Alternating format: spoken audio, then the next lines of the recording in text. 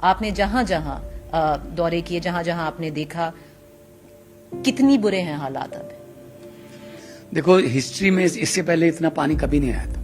1988 में 11 लाख क्यूसेक के आसपास पानी आया था।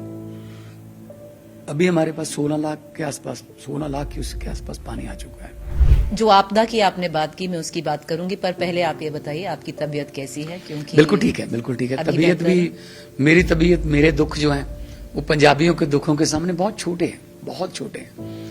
जब खबर आई आपको अस्पताल ले गए, फिर आपकी तबीयत काफी खराब थी, डिहाइड्रेशन बहुत था, अमोनिया बहुत मैं वहां गया जब डेरा बाबा नानक, गुरदासपुर, इधर अपना अमृतसर में जी, तो देख के लोगों के हाल, मेरा तो मतलब हिल गया मैं अंदर से।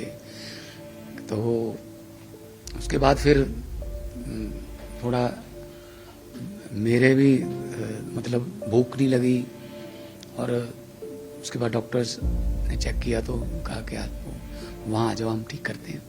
तो लेकिन वहाँ भी रह के हॉस्पिटल में मैं मतलब यही पूछता रहता था कैसे चल रहा है, क्या चल रहा है, तो इसको कम करने के लिए क्या कर सकते हैं। ऑफिसर्स को बुलाता था वहाँ पे, चीफ सेक्रेटरी को, डीजीपी को, मंत्री साहबान को, कि आप जाइए वहाँ पे, जाइए, मेरी परवाह मत कीजिए, आप लोगों को अभी आप हमारे साथ की जरूरत है, आप वहाँ पे उनका साथ दीजिए, बढ़ेगा जी। मान साहब, आपने एक स्पेशल सेशन बुलाया है असेंबली का, उसमें आप क्या अचीव करना चाहते हैं? कुछ हमने जो अमेंडमेंट्स किए हैं, जो मुआवजा के संबंध में भी, और कुछ डीसिल्टिंग की भी की है, कैबिनेट ने पास किया है। अभी माननीय हाई कोर्ट ने भी कल डीसिल्टिंग की इजाजत दे दी है हमको। 1 सितंबर प्रधानमंत्री जी से आपने बात की थी, जब वो चाइना से आए थे, तब आपदा बढ़ ही रही थी, क्या बात हुई थी, क्या बोला उन्होंने? प्रधानमंत्री साहब ने पूछा था कि कैसे हालात है पंजाब के। मैंने कहा जी, हालात तो अभी बुरे हो रहे हैं, दिन ब दिन पानी बढ़ रहा है। अभी तो मैं कोई आपसे मुआवजा भी नहीं मांग सकता, क्योंकि अभी तो नुकसान का जायजा ही नहीं लिया गया। अभी पानी थोड़ा कम होगा, अंदर तक जाएंगे, फिर पता चलेगा कितने घर जो हैं वो बह गए, कितने पशु बह गए, कितनी फसल बह गई। तो मान साहब, आप बेसिकली कह रहे हैं कि अब जब पंजाब को जरूरत है देश, तो देश को खड़े होना चाहिए पंजाब के साथ। प्रधानमंत्री जी ने 1 सितंबर को आपसे बात की, 9 सितंबर को तब आपकी तबीयत खराब थी, उन्होंने वो पंजाब आए और पंजाब को 1600 करोड़ देकर गए, पर उन्होंने ये बोला कि देखिए ये 1600 करोड़ है, पर 12,000 करोड़ पहले ही SDRF फंड है जो पंजाब के पास है, उसको यूज करना चाहिए।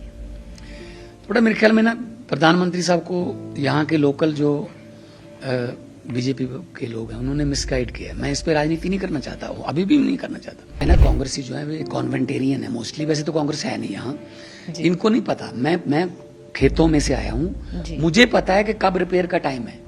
पंजाब में जो हिसाब देने वाले थे वो तो सारे बीजेपी में चले गए। हिसाब किससे मांगे? कांग्रेस किसको कहते हैं पंजाब में? कांग्रेस का प्रेसिडेंट सुनील जाखड़ वो बीजेपी में चला गया। कांग्रेस का मुख्यमंत्री कैप्टन अमरिंदर सिंह वो बीजेपी में चला गया। कांग्रेस के MP बिट्टू वो बीजेपी में चले गए। कांग्रेस के MLA फतेहजंग बाजवा वो बीजेपी में चले गए। कांग्रेस के फाइनेंस मिनिस्टर मनप्रीत बादल वो बीजेपी में चले गए। कांग्रेस कहाँ है, कौन है? चलिए, कांग्रेस अगर कुछ नहीं है तो जब राहुल गांधी आए थे पंजाब सरकार को, उनसे क्यों इतना डर लगा कि उनको जहां जाना चाहते थे जाने नहीं दिया, बोल दिया कि आपसे? देखो, डर नहीं लगा। देखो, ये NDRF भी वहां थी, भारतीय आर्मी भी वहां थी, पुलिस भी वहां थी। उनको जहां उन्होंने जाना चाहा हम लेके गए प्रॉपर। अकालीज कहते हैं जो आपने ड्रग्स के खिलाफ मुहिम चलाई है, अपना खुद का फेलियर जो करप्शन है उसको मास्क करने के लिए चला दिया। तो ड्रग किसने चलाई थी? अकाली से पूछो। ड्रग कौन लेके आया था पंजाब में? चिट्टा। 2009 में 1000 से भी कम लड़के थे जो ड्रग लेते थे। 2015 तक 20 लाख हो गए। इनकी सरकार थी। वो आप खुद जो 6-6 साल की जेल काट के आए हैं, वो खुद बता रहे हैं कि हम तो यहाँ MLA बनने आए थे जी, अमेरिका कनाडा से, हमको तो फंसा दिया है और हमारी गाड़ी में से चिट्टा दिखा के 6 साल हम जेल में काट गए। और जो मेन सरकारी गाड़ियों में, लाल बत्ती वाली गाड़ियों में स्मगलर जाते थे, नामी स्मगलर घर पे रहते थे। मेरा जिगरी दोस्त ऐसे इंट्रोड्यूस कराते थे उनको। अब जब हमने पकड़ लिए, अब यही कांग्रेसी जब कांग्रेस में थे, भाजपा वगैरह तो अभी चलो अभी भी कांग्रेस में, सुनील जाखड़, ये वो बिट्टू, ये कहते थे बस आज सरकार आने दो। गुटका साहब की कसम खाई थी कैप्टन साहब ने कि मैं 3 महीने में सब स्मगलरों को अंदर कर दूंगा। कहां हुआ? यहीं घूमते थे इसी घर में, वो सरकार कैप्टन की थी, वो इसी घर में रहते थे, मिले हुए थे सारे। तो हमने जब पकड़ लिया उसको, तब सारे उसके पक्ष में आ गए। ये तो लोकतंत्र का हत्या हो गई, ये तो मानवीय अधिकारों की उल्लंघना हो गई। अच्छा, मानव सिर्फ वही है, हम पशु डंगर हैं। जब टीके लगा रहे थे हमारे लाखों बच्चे, तब उनको मानवीय अधिकार नहीं याद आए। लाखों हमारी मां बहनों की चुन्नियों के रंग, उन्होंने चुनरी के रंग रंगले रंग से चिट्टे कर दिए, विधवा कर दी। वो बहनें हमारी 22-23 साल की उम्र में विधवा हो गई, कहां जाएंगी वो? घर बिक गया सब। इमोशनल हो गए आप? पानी पी लीजिए। इंपॉर्टेंट है जी, नस्ल बचाएंगे तो अगली बातें होगी ना। अगर पीढ़ी ना रही हमारी, क्या करना है? पार्टियां बना के क्या करना है? वोट कौन डालेगा अगर लोग ही ना रहे? खाली कर दिया पंजाब इन्होंने। 9 साल वित्त मंत्री रहा मनप्रीत बादल, एक ही बात कहता रहा, खजाना खाली, खजाना खाली। बच्चे भाग गए यहाँ से। थोड़े नहीं, ये भावुक हो गए हैं। इन्होंने जेनोसाइड किया है और घरों के घर बर्बाद कर दिए पंजाब के। आपके हिसाब से मान साहब, क्योंकि आप खुद एक चुनाव लड़ेंगे 27 में, दिल्ली क्यों हारे आम आदमी पार्टी? राजनीति में देखो, नई पार्टी है, राजनीति में चलता रहता है अभी कि ups and down, ups and down. वो कहते हैं ना, ups and downs are part of life, even straight line of ECG is called dead. ऐसे ऐसे है तो जिंदगी है, ऐसे हो गई वो लाइन तो डॉक्टर कहते हैं ले जाओ जी इसको घर पे, अब इसमें कुछ नहीं है। तो हम तो एक 10 साल पुरानी पार्टी, 12 साल पुरानी पार्टी है हमारी। तो अपना अस्तित्व बचाने के लिए नहीं, पंजाब का अस्तित्व बचाने के लिए अभी लड़ाई चल रही है। पंजाब बच गया तो हम बच गए।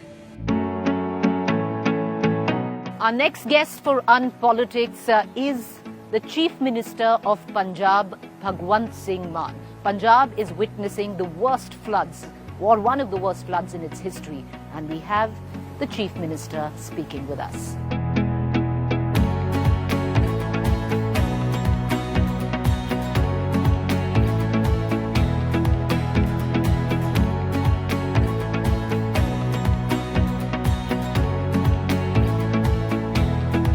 मान साहब, बहुत बहुत शुक्रिया कि आप हमसे जुड़े। Thank you so much for joining us on India Today on Aaj Tak. आपका बहुत स्वागत है on unpolitics and on our network.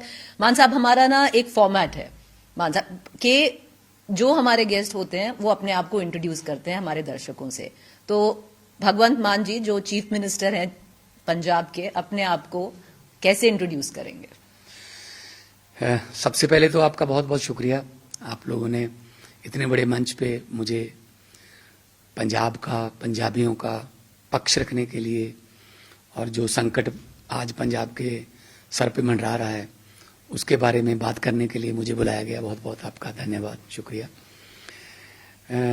भगवंत मान एक छोटे से गांव में पैदा हुआ, और मालवा के संगरूर डिस्ट्रिक्ट के एक छोटे से गांव में। बचपन मालवे के सभी बच्चों के जैसा रेत में, धूल में खेलता हुआ, भैंसें चराता हुआ, भैंसों की पूछ पकड़कर तैराकी सीखता हुआ और उसके बाद अचानक से कॉलेज में मौका मिला और कॉमेडी में स्टार बन गए। लोगों ने 17.5 साल की उम्र में भगवंत मान बना दिया। उससे बड़ा नहीं बन सकता मैं कभी, क्योंकि भगवंत मान पूरे पंजाबियों का, पूरी दुनिया में बसते पंजाबियों का चीफ मिनिस्टर की फिर भी रिस्ट्रिक्शन है स्टेट का। उसके बाद पॉलिटिक्स में आए, एमपी बन गए, तो मौका मिला सेवा करने का लोगों को। तो पार्लियामेंट में आवाज़ उठाई, बहुत खूब उठाई आपने, लोगों ने बहुत कवर किया वहाँ पे। उसके बाद फिर लोगों ने बहुत बड़ी जिम्मेदारी दे दी, 92 सीट देकर 2022 में। और ये इतनी बड़ी जिम्मेदारी कि मैं, अगर पंजाबियों का कर्ज उतारना हो, उनके प्यार का कर्जा उतारना हो, 7 जन्म लेके भी अगर मैं हर सांस के बाद धन्यवाद करता रहूं, धन्यवाद कहता रहूं, तो ये कर्ज नहीं उतरेगा। तो उसके बाद वो है कि परमात्मा जब कोई जिम्मेदारी देता है तो उसको निभाने का बल भी देता है, समत्व बख्शता है। तो हर रोज यही अरदास करते हैं, परमात्मा जितनी इज्जत दे दी है इससे कम मत करना, भले ही बढ़ाना मत, मतलब इतनी रखना। तो बस लोगों की सेवा में लगे हुए हैं, क्योंकि ऐसे मौके बहुत कम मिलते हैं, कम लोगों को मिलते हैं कि आपको ऐसी स्टेट जो दुनिया में एक अलग स्टेट है, एक अलग धरती है, एक अलग किस्म की कौम है हमारी, एक मतलब बरकत है इस धरती में, पीरों, गुरुओं, शहीदों, फकीरों की धरती है। आपको हर गांव में, हर चप्पे चप्पे पे आपको कोई ना कोई शहीद, कोई ना कोई पीर, फकीर, कोई ना कोई आपको योद्धा की स्टोरी मिल जाएगी। गांव में कारगिल के योद्धाओं की आपको बुत मिल जाएंगे हर गांव में, गदरी बाबों के गांव मिल जाएंगे आपको।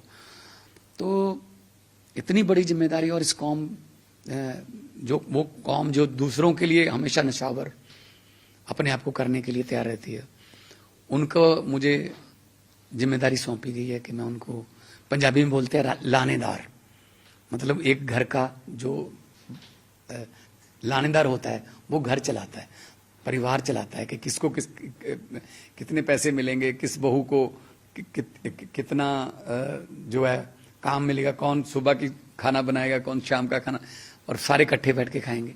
तो पंजाब को अगर मैं एक परिवार समझूं तो मुझे लानेदार चुन लिया उन्होंने, और मैं वो पंजाब के सीएम के तौर पे कह लो आप, जब पंजाब के वो कहते हैं कि मुख्यमंत्री, मैं कहता हूँ मैं दुख्यमंत्री हूँ, कि पंजाब के जितने भी दुख हैं वो हमारे पास आते हैं, और हम उनको कोशिश करते हैं कि पंजाब में कोई भी चूल्हा जो है वो ऐसा ना हो जिसमें आग ना बले। हम तो दूसरों के पेट पालने वाले हैं, अब ये संकट तो हमारे अपनों पे आ गया, तो जितना हो सकेगा पंजाब के लिए जान हाजिर है, हर धड़कन में पंजाब बसता है। यही मेरी इंट्रोडक्शन है, मैं पंजाब में मुख्यमंत्री के तौर पे जिम्मेदारी निभा रहा हूँ।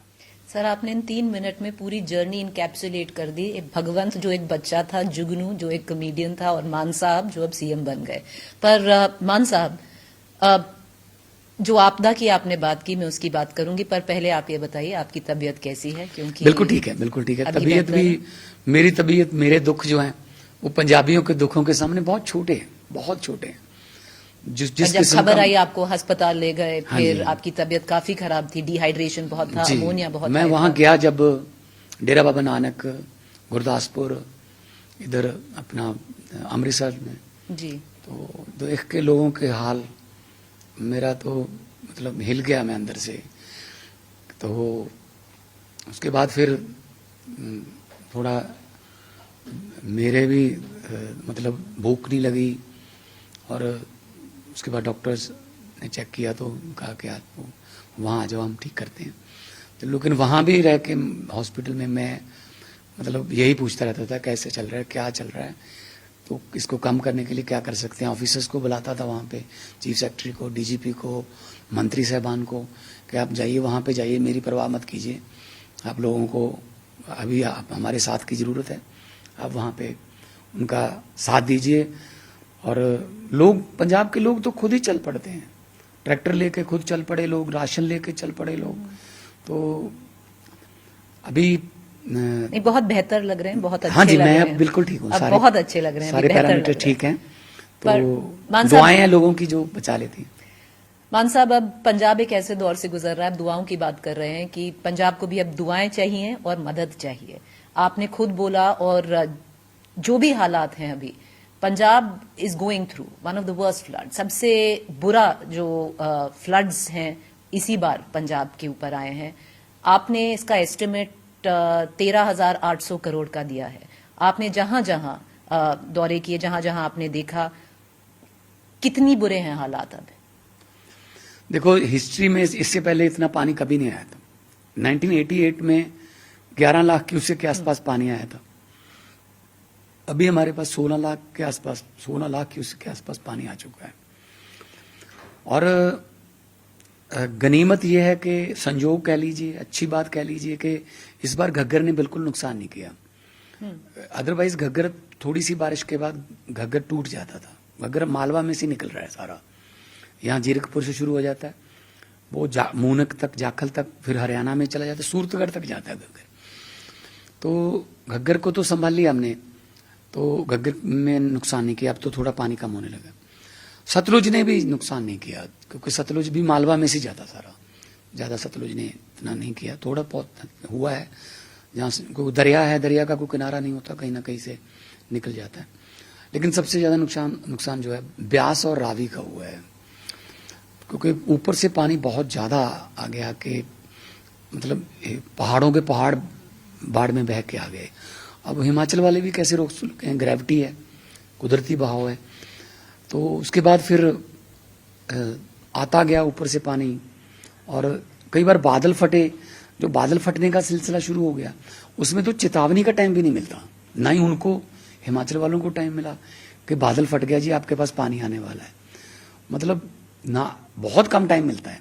हमको जितना भी टाइम मिला हमने इवैक्यूएशन की है, कम से कम जान की नुकसान, कम से कम जान का नुकसान जो हो, ताकि बचा लें लोगों को। बहुत 20 हेलीकॉप्टर हमें फौज से मिले। अपने वाला हेलीकॉप्टर भी मैंने दे दिया था कि चलो ऐसा है कि निकालते हैं लोगों को। पर क्या है ना जी, कि लोग इमोशनली बहुत अपने घरों से जुड़े हुए हैं। मतलब बड़ी मुश्किल से, अगर हम 100 बंदे को कहते थे कि हेलीकॉप्टर आ रहा है, आप आ जाइए, रस्सी पकड़ लीजिए, आपको कहते नहीं, हमें दूध दे दीजिए, हमें कुछ खाने को दे दीजिए, हम घरों पे छतों पर बैठे हैं, हम घर नहीं छोड़ेंगे। अब 100 को अगर आवाज़ लगाते थे, बड़ी मुश्किल से 15 से 20 आते थे। फिर किश्तियों के जरिए भी हम मनाने की कोशिश की उनको। वो कहते हमारे पशु डंगर यहाँ पे हैं, हम कितनी। और एक और बड़ी, मैं गया जब, तो मैंने कहा जी आते क्यों नहीं आप, आपके लिए हेलीकॉप्टर भी भेज रहे हैं, किश्तियाँ भी भेज रहे हैं, बोलिए क्या चाहिए, आप आ जाइए। आप अगर घर पे आना है तो हर रोज सुबह शाम घर देखने आ जाया करना, हम प्रबंध कर देंगे आपके लिए पक्का। वो कहते हैं जी, वो बॉर्डर का एरिया ना जी, वो कहते हैं जी कितनी बार घर छोड़ेंगे हम। पहले पाकिस्तान से उजड़ के आए 47 में, घर छोड़ आए वहां पे। फिर यहाँ जब भी कोई पाकिस्तान के साथ कोई तलखी होती है, चलो जी गांव खाली कर दो, पाकिस्तान के साथ लड़ाई चलेगी, फिर उजड़ जाते हैं हम। पानी आता है, चलो जी गांव खाली कर दो, पानी आ गया। तो जी कितनी देर अब उजड़ेंगे, कितनी कब बसेंगे, पक्का कब बसेंगे। अब इसका क्या जवाब दें, इमोशनली अटैच्ड हैं। तो इसीलिए मैं ये कह रहा था कि हालात बहुत ही मतलब बुरे हैं, जिसमें मेरे पास टिप्स पे पड़े, मेरे पास हर रोज डाटा आता है। मतलब ये नहीं है कि पहली बार बाढ़ आई है, मेरे अपना खेत जो है वो डूबता रहा है हर साल। मेरे गांव में वो थोड़ा निचले स्थान पर था, ढाब बोलते हैं, ढाब का मतलब जहाँ पानी इकट्ठा हो, उस खेत का भी नाम होता है हर खेत का, वो ढाब वाला खेत है हमारा, उसको बोलते हैं। जिस दिन हमारे घर पे मतलब खाना नहीं बनता था, बारिश हो रही थी लेकिन खाना नहीं बनता था, तो हम बच्चे थे, हम समझ जाते थे कि ढाब वाले खेत में पानी आ गया होगा। तो चूल्हे जो है वो नहीं जलते जब फसलें डूब जाएं, आपके मवेशी मर जाएं। तो माँ को मैं मतलब चोरी चोरी रोते भी देखता था, क्योंकि हमारा भी धान की फसल ये मानसून में ज़्यादा होता था। तो 15 मतलब अब मैं अगर कहूँ को 2300 से ज़्यादा गांव डूब गए, 5 लाख एकड़ से ज़्यादा फसल बर्बाद हो गई, 7 लाख लोग बेघर हो गए, 20 लाख लोग प्रभावित हुए हैं, 3200 स्कूल और 19 कॉलेज बिल्कुल खंडर बन गए, मलबा बन गए, 8500 किलोमीटर सड़कें खत्म, 2500 पुल और पुलियां खत्म, और 56 कैजुअलिटीज जान की, जाने चलेगी 56। और अभी पशुओं का और बाकी नुकसान का अंदाजा, थोड़ा पानी नीचे जाएगा और थोड़ा गिरदावरियां आएंगी, असेसमेंट्स आएंगी, तब आइडिया पड़ेगा। तो 13,800 से बढ़ेगा जी। मान साहब, आपने एक स्पेशल सेशन बुलाया है असेंबली का, उसमें आप क्या अचीव करना चाहते हैं? कुछ हमने जो अमेंडमेंट्स किए हैं, जो मुआवजा के संबंध में भी, और कुछ डीसिल्टिंग की भी की है, कैबिनेट ने पास की है। अभी माननीय हाई कोर्ट ने भी कल डीसिल्टिंग की इजाजत दे दी है हमको। पहले ये माइनिंग में माना जाता था, तो नहीं करने देते थे, पाबंदी थी। तो माननीय हाई कोर्ट ने कह दिया कि आप डीसिल्टिंग कर सकते हो, ताकि क्योंकि किसी समय ये दरिया बहुत चौड़ाई में बगते थे, लोग आते गए तो ये इनकी चौड़ाई कम होती गई, पानी उतना ही आता गया, बल्कि ज्यादा आता गया, तो ओवरफ्लो होने लग गया। तो अब डीसिल्टिंग जहां पानी अमेंडमेंट लाने के लिए, हाँ जी, देखो जो खेतों में भी बहुत मिट्टी आ गई, ऊपर से दरियाओं में भी मिट्टी आ गई, तो अब अगली फसल बीजने से पहले कम से कम खेत तो क्लियर करने पड़ेंगे। हमने एक स्कीम दी है, जिसका खेत उसका रेत। आप ऐसा करो, आपके खेत में रेत आ गया, आप अपना ट्रैक्टर लो, आप जितना आपके खेत में रेत है वो आप उठा लो, बेच दो उसको, अगर बेच दो, अपने घर के इस्तेमाल के लिए इस्तेमाल करें, घर में इस्तेमाल कर लो। वो 31 दिसंबर तक हमने उनको छूट दे दी है कि आप ले लो। अगर किसी के पास है नहीं, कोई साधन है नहीं, 2 एकड़ जमीन है, वो कहाँ से, ट्रैक्टर नहीं है, उनके लिए हमने जेसीबी का प्रबंध कर दिया है। हर गांव में हम जेसीबी दे रहे हैं, और उनके लिए हमने ट्रॉलों का भी प्रबंध कर दिया, ट्रॉलियों का भी प्रबंध कर दिया कि आपकी मिट्टी है, आपकी है, बताइए कहाँ रखनी है, हम कर देंगे। एक तो उसको फिर हमने उसको विधानसभा से हमें एक मान्यता लेनी पड़ेगी कानूनी, तो ये सारी चीजों को, हाँ। और मुआवजे में क्या कि जैसे एसडीआरएफ में 6800 रुपीज है, मतलब पर एकड़ मैक्सिमम नुकसान के। हमने 20,000 पर एकड़ दिया है, अनाउंस किया है, तो उसको बढ़ाना है। तो हमने तो उसको भी फिर हमें विधानसभा में लेके जाना पड़ेगा। 1 सितंबर प्रधानमंत्री जी से आपने बात की थी, जब वो चाइना से आए थे, तब आपदा बढ़ ही रही थी, क्या बात हुई थी, क्या बोला उन्होंने? प्रधानमंत्री साहब ने पूछा था कि कैसे हालात है पंजाब के। मैंने कहा जी हालात तो अभी बुरे हो रहे हैं, दिन ब दिन पानी बढ़ रहा है। अभी तो मैं कोई आपसे मुआवजा भी नहीं मांग सकता, क्योंकि अभी तो नुकसान का जायजा ही नहीं लिया गया। अभी पानी थोड़ा कम होगा, अंदर तक जाएंगे, फिर पता चलेगा कितने घर जो हैं वो बह गए, कितने पशु बह गए, कितनी फसल बह गई। तो मैंने पूरा डिटेल दे दी थी प्रधानमंत्री साहब को, तो कहते कोई बात नहीं, मैं बनाते हैं प्रोग्राम, मैं आऊँगा। मैंने कहा जी आप आइए, देखिए। और हर संकट के समय पंजाब जो है वो देश के साथ सीना तान के खड़ा रहता, आज़ादी से लेकर, चाहे वो भगत सिंह की कुर्बानियां हैं, चाहे वो लाला लाजपत राय जी की कुर्बानियां हैं, चाहे वो गदरी बाबों की कुर्बानियां हैं, जो 90% कुर्बानियां पंजाबियों की हैं। आप अंडमान निकोबार जाइए, जिसको काला पानी बोलते थे, नाम लिखे हुए हैं, 90% नाम पंजाबियों के हैं। फांसी में सबसे ज्यादा फांसी पंजाबियों को हुई। फिर हरी क्रांति, ग्रीन रेवोल्यूशन जिसको बोलते हैं, देश जो है वो गेहूं खा रहा था, जिसको पशु भी नहीं खाते, इतना हम बाहर से गेहूं मंगवाते थे। तो फिर हरी क्रांति का जब आह्वान किया गया, तो पंजाबियों ने मिट्टी में से सोना उगा दिया। हालांकि उसके चक्कर में हमारी धरती खराब हो गई, हमारा पानी नीचे चला गया, 600 फुट पे आज पानी चला गया, पेस्टिसाइड्स भी बहुत ज्यादा, सब कुछ आ गया ना उसके साथ। तो फिर लेकिन देश के अनाज के जो भंडार है वो भर दिए, देश को आत्मनिर्भर कर दिया।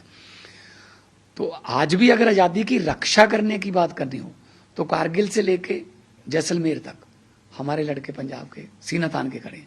पहली गोली दुश्मन की तरफ से आती है, सीना पंजाबियों का होता है सबसे पहले। चाहे वो दीनानगर का अटैक हो, पठानकोट का अटैक हो, आते तो वो दिल्ली पर अटैक करने के लिए, हम यहाँ रोकते हैं उनको। तो मान साहब, आप बेसिकली कह रहे हैं कि अब जब पंजाब को जरूरत है देश, तो देश को खड़े होना चाहिए पंजाब के साथ। प्रधानमंत्री जी ने 1 सितंबर को आपसे बात की, 9 सितंबर को तब आपकी तबीयत खराब थी, वो पंजाब आए और पंजाब को 1600 करोड़ देकर गए। पर उन्होंने ये बोला कि देखिए ये 1600 करोड़ है, पर 12,000 करोड़ पहले ही एसडीआरएफ फंड है जो पंजाब के पास है, उसको यूज करना चाहिए। थोड़ा मेरे ख्याल में ना प्रधानमंत्री साहब को यहाँ के लोकल जो बीजेपी के लोग हैं उन्होंने मिसगाइड किया। मैं इस पे राजनीति नहीं करना चाहता, अभी भी नहीं करना चाहता। एसडीआरएफ जो है ना वो सेंटर कंट्रोल्ड स्टेट का फंड है, कंट्रोल सेंटर करता है। 75% में सेंटर का हिस्सा है, 25 पंजाब डालता है। उसमें एक एक चीज का ना रेट लिस्ट बना हुआ है कि इससे ज्यादा नहीं दे सकते आप। जब अगर जान चलेगी तो 4 लाख से ज्यादा नहीं दे सकते आप उसमें से। भैंस का 1500 ऐसे लिखा हुआ है। मुर्गी का मतलब 100-150 रुपए ऐसे। एसडीआरएफ बना था 2010 में। मेरे पास ये सब सारी लिस्ट है एसडीआरएफ में जितना पैसा आया, सेंटर से पैसा आता है, खर्चा भी उसका है। 2010-11 में 84 करोड़ रुपीस आए गवर्नमेंट ऑफ इंडिया की तरफ से, और एक्सपेंडिचर है 184 का। 2011-12 में 171 करोड़ आए, 159 करोड़ खर्चा गया। 12-13 में 272 करोड़ आए, सिर्फ 10 करोड़ खर्चा गया। 13-14 में 194 करोड़ आए, 236 करोड़ खर्चा गया। 14-15 में 203 करोड़ आए, 15 करोड़ खर्चा गया। 2015-16 में 146 करोड़ आए, 712 करोड़ खर्चा गया। तो करते करते अगर आप 25-26 में आ जाएं, 241 करोड़ आए, 140 करोड़ खर्चा गया। अभी क्या है, टोटल हमारे पास 5,012 करोड़ आए, 3820 करोड़ खर्चे गए। 1200 का फर्क है जी।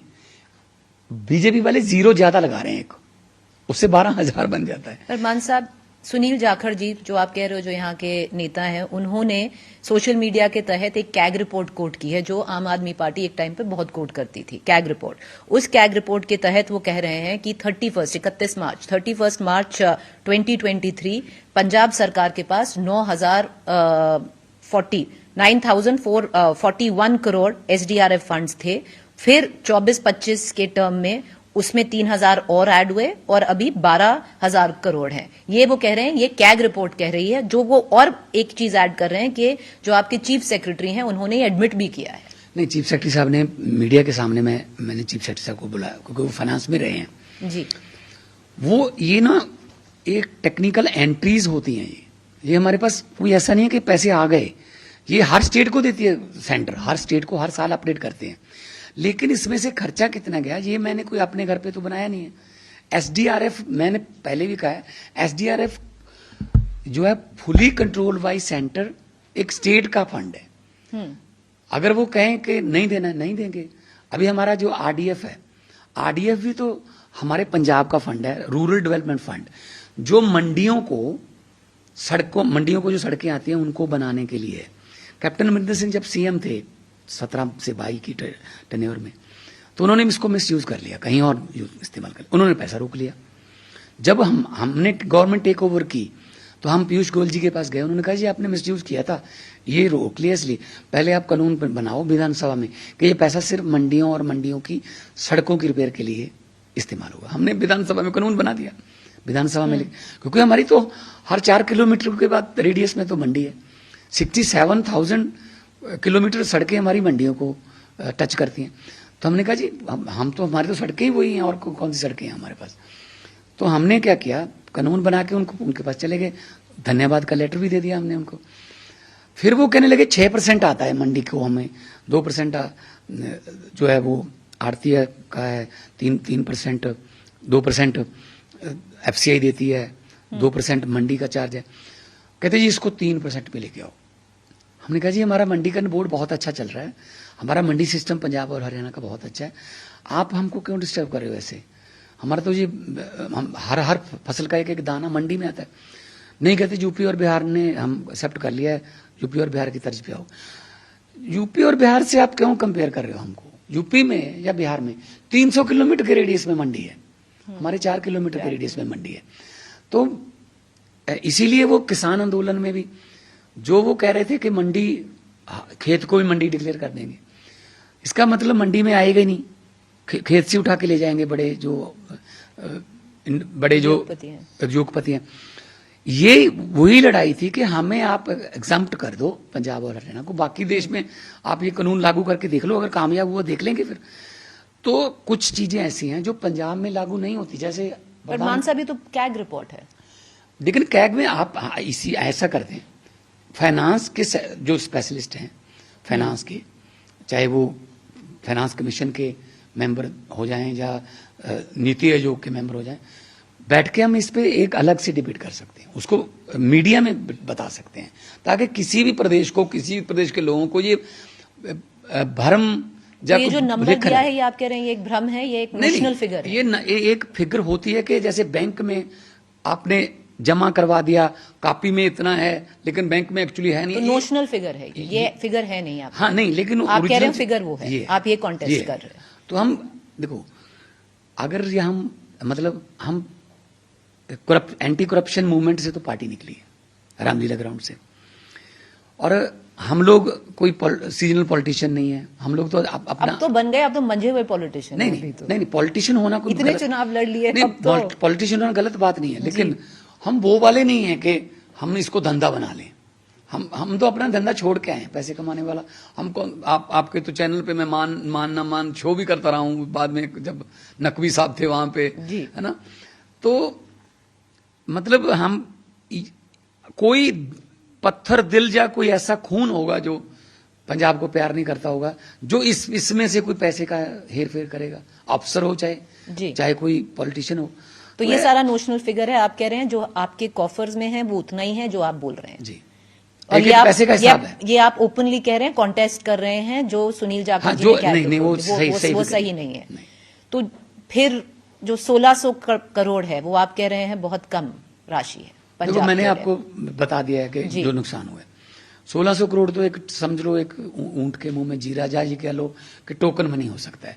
अभी मैं धन्यवाद भी करता हूं केंद्र सरकार का कि उन्होंने अभी इसको अति गंभीर आपदा डिक्लेयर कर दिया है। इसमें अभी हमें और कल ही किया है, तो और ज्यादा पैकेज मिलने की उम्मीद है, क्योंकि अगर 1600 करोड़ को हम 2300 गांव में बांटेंगे, 80 लाख भी नहीं आया, 1 करोड़ भी नहीं है गांव को होता, तो अभी फसलें, पशु, पुल, सड़कें और अपना सरकारी इंफ्रास्ट्रक्चर, बिजली बोर्ड, तारें, ग्रिड, खंबे, पूरा तहस नहस हो गया। उसको जिंदगी को पटरी पे लाने के लिए, हाँ पंजाबी हैं वो एक दूसरे का हाथ पकड़ के संकट को बहुत छोटा बना देते हैं। हम तो तुर्की में भूकंप आ जाए, नेपाल भूकंप आ जाए, कहीं दुनिया में कहीं भी देश में कोई आपदा आ जाए, हमारा रेड क्रॉस जो है वो शायद बाद में पहुंचता है, पहले लंगर हमारा पंजाबियों का शुरू हो जाता है।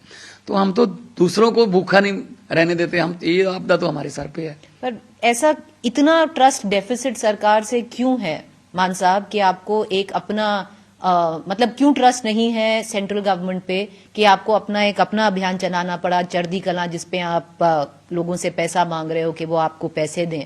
क्या भरोसा नहीं है सरकार पे कि वो आपको की मदद करेगी? देखिए, पंजाबी में कहावत है, हिंदी में भी यही है कि दूध का जला छाछ को भी फूंक मार के पीता है। पंजाबी च कहते हैं दुध दा सड़िया लस्सी नु भी फूका मार के पींदा है। हमारा 50,000 करोड़ जीएसटी का खड़ा है उनके पास, 8,000 करोड़ हमारा आरडीएफ का खड़ा है उनके पास। चिट्ठियां लिख लिख के थक गए, मीटिंग कर करके थक गए, वही दे दें, हम कोई पैकेज ही नहीं मांगते, चलो वही दे दें। हम पंजाबी हैं, हम अपना उसी में से पंजाब को दोबारा खड़ा कर लेंगे। हम पंजाब बहुत बार गिरा है, पर पंजाब बहुत बार उठा भी तो है। लेकिन पता नहीं क्यों किस बात का बदला ले रहे हैं हमसे। मतलब जब हमारी बारी आती है तो कहते नहीं, ये तो आप हो नहीं सकेगा, इतने में ही आपको चलाना पड़ेगा काम। 185 लाख मीट्रिक टन चावल देते हैं हम, 185 लाख मीट्रिक टन। हालांकि चावल हमारी खुराक नहीं है कि हम उगाते हैं उसको अपने खाने के लिए, 99.9% हम देश को देते हैं। और उस चक्कर में हमने अपनी धरती जो है वो तहस नहस कर ली, नीचे का पानी। 125 लाख मीट्रिक टन गेहूं देंगे हम, सरसों, बाजरा, उड़द, मसूर, दालें, सब जो है वो। तो सरकार पे विश्वास नहीं है कि वो पैसा देगी, तो इसीलिए 40% से ज्यादा हमारा फुटबॉल में हिस्सा है, लेकिन हमारे आरडीएफ का पैसा नहीं जी, ये नहीं सर, ये दे दो इस पे जीएसटी वाला। अब हम गमले में क्या गेहूं उगाएंगे अगर हमें वो पैसे ही नहीं देंगे? गेहूं कहाँ उगाएं, कैसे उगाएंगे? अभी पराली का इशू आएगा, हमने कहा जी इसका कोई पक्का हल निकाल दो, हमको पर एकड़ कोई मुआवजा दे दो, वो कुएं में फेंकें, उसको धरती में दबाएं, कहीं भी दबाएं, हमें पर एकड़ एक रिस्पेक्टेबल अमाउंट जो है वो दे दो, हम पराली जलने नहीं देंगे। नहीं जी, ये तो पर्चे करो इन पर, तो इनको अंदर कर दो। इसीलिए चढ़ गला है जी, इसीलिए चढ़ गला। इससे हमने फिर अपना ही मतलब कहा कि देखो, जो चीफ मिनिस्टर रिलीफ फंड है उसमें CSR का पैसा नहीं आ सकता जी, उसमें बाहर से कोई पैसा नहीं आ सकता। पंजाबी पूरी दुनिया में फैले हुए हैं, वेल ऑफ हैं, बड़े बड़े बिजनेस चल रहे हैं। ये भी गवर्नमेंट का ही है, rangla.punjab.gov.in, ये गवर्नमेंट की एक सोसाइटी है। वेबसाइट पे जाइए और अब जितना डोनेशन देना है, हाँ, RANGLA.PUNJAB punjab.gov.in इस पे जाइए, इस पे सबको डिटेल मिल जाएगी। और इसमें हमने इनकम टैक्स एग्जम्पशंस सब कुछ हमने ले लिया। अब तो MP जो है, जो अब ये अति गंभीर आपदा जो अनाउंस की है, इससे हर पंजाब का नहीं, पूरे देश का कोई भी MP अपने MP लेट से 1 करोड़ रुपया दे सकता है, चाहे वो राज्यसभा का है चाहे वो लोकसभा का है।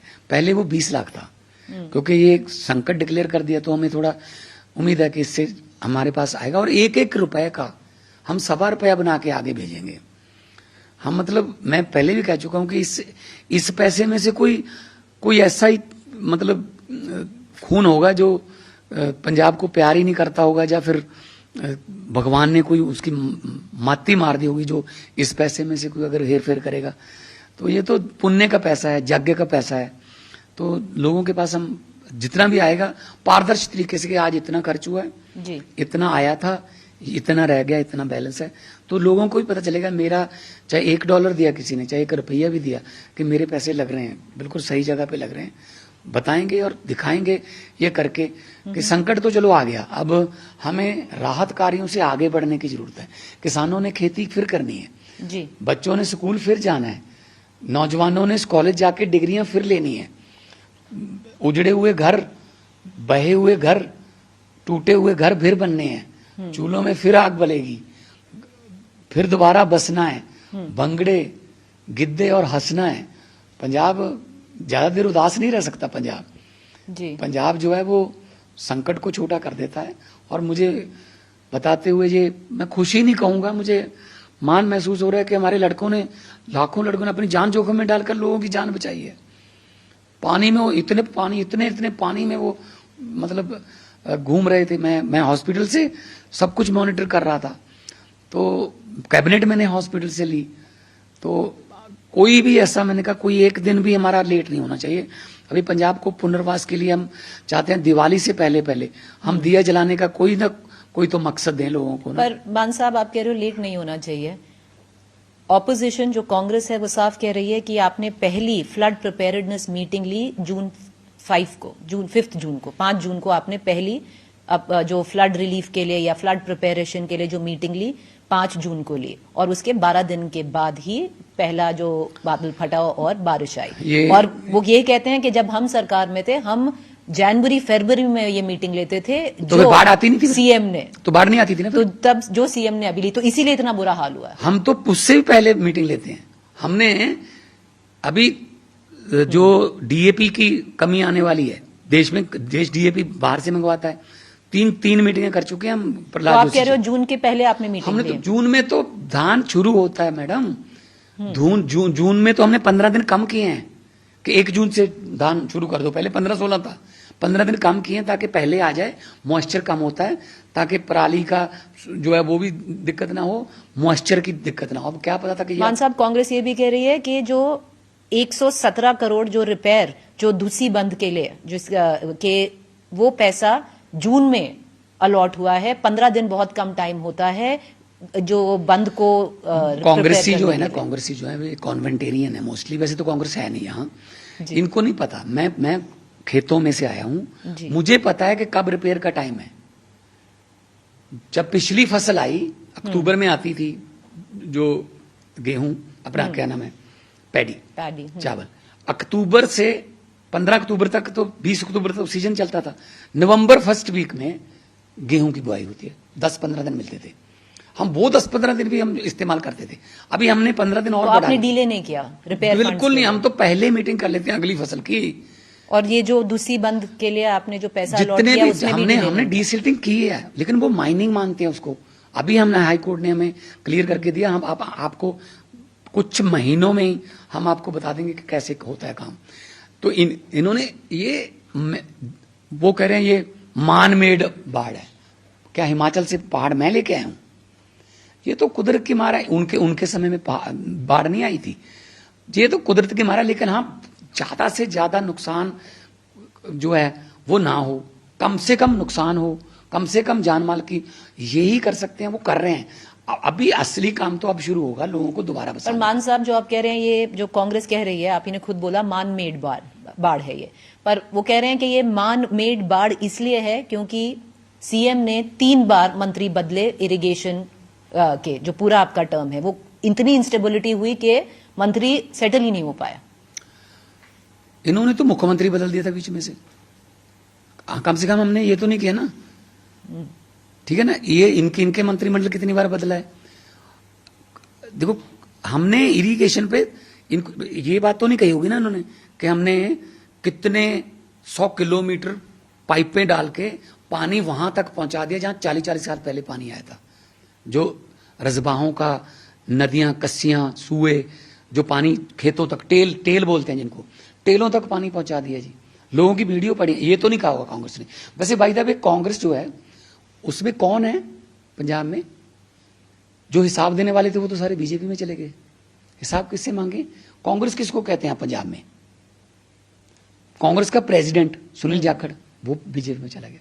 कांग्रेस का मुख्यमंत्री कैप्टन अमरिंदर सिंह, वो बीजेपी में चला गया। कांग्रेस के एमपी बिट्टू, वो बीजेपी में चले गए। कांग्रेस के एमएलए फतेह जंग बाजवा, वो बीजेपी में चले गए। कांग्रेस के फाइनेंस मिनिस्टर मनप्रीत बादल, वो बीजेपी में चले गए। कांग्रेस कहाँ है, कौन है यहाँ पे? मान साहब, अगर चलिए कांग्रेस अगर कुछ नहीं है, तो जब राहुल गांधी आए थे पंजाब सरकार को, उनसे क्यों इतना डर लगा कि उनको जहां जाना चाहते थे जाने नहीं दिया, बोल दिया कि आपसे? देखो, डर नहीं लगा। देखो, ये एनडीआरएफ भी वहां थी, भारतीय आर्मी भी वहां थी, पुलिस भी वहां थी। उनको जहां उन्होंने जाना चाहा हम लेके गए, प्रॉपर सिक्योरिटी कवर जो बनता है उनका वो दिया, मिल लिए। अब वो कहते हैं रावी के पार 5-7 गांव हैं, वहां जाना है। रावी इतना तेज बह रही है और बोट में जाना पड़ रहा, तो उससे सिर्फ 800 मीटर पाकिस्तान का बॉर्डर है।